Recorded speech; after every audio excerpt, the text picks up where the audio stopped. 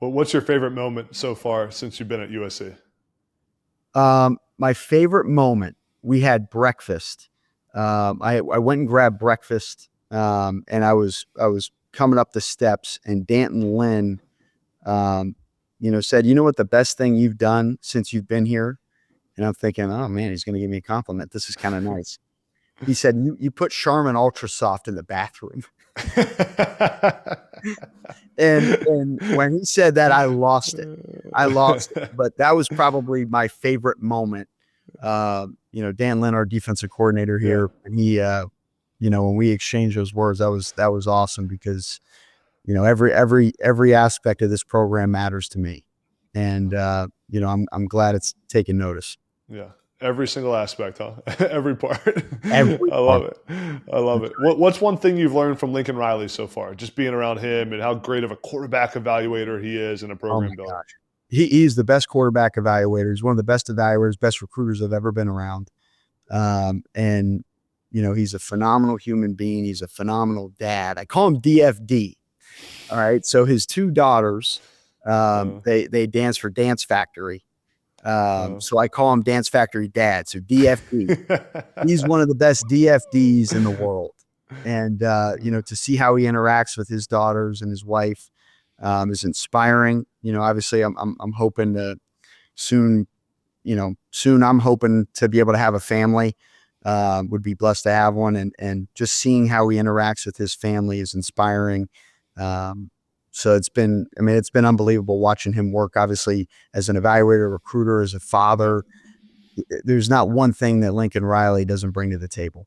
How has USC's move to the Big Ten, the nationalization of really college football, changed how you approach recruiting and maybe expanded the footprint a little bit, allowed you to go more national? Our footprint is going to our basis of where we recruit. Um, it's not going to be defined by a conference. It's going to be what's best for this football program. And I Yeah. think you look at the best players. A lot of the best players that have come through here have obviously been from the state of California. Now, I say that we're going to get the very best in the country, out of the state. And we definitely already do in this current class and are going to continue to target guys that are not only from the state of California.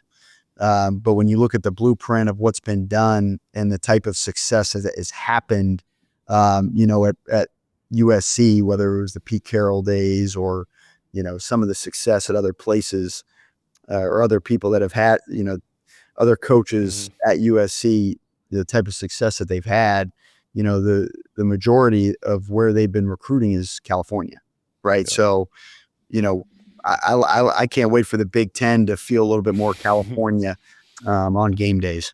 Yeah, I love it. I love it. What's the word, just the term NIL is used so much in college sports right now, especially in the media by people like me, just throwing the buzzword NIL around. What's one thing that you feel like fans or media don't quite understand about NIL or how it actually works in the real world that you're dealing with every single Everyone wants more, and everybody wants more. It's a part of life. I think it's the constant push that we receive, and it's not only from kids, parents, agents. I mean, it's high school coming. It's everybody pushing for more money in regards to NIL. Uh, which obviously you could sit there and say it's difficult to deal with, but I believe that these kids deserve to be paid for their name, image, and likeness.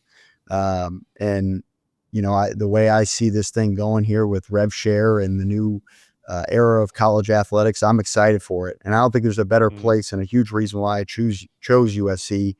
I chose it because I knew that in this NIL world, there wouldn't be a better place, than USC, and the power of the Trojan Network and the power of the city of Los Angeles.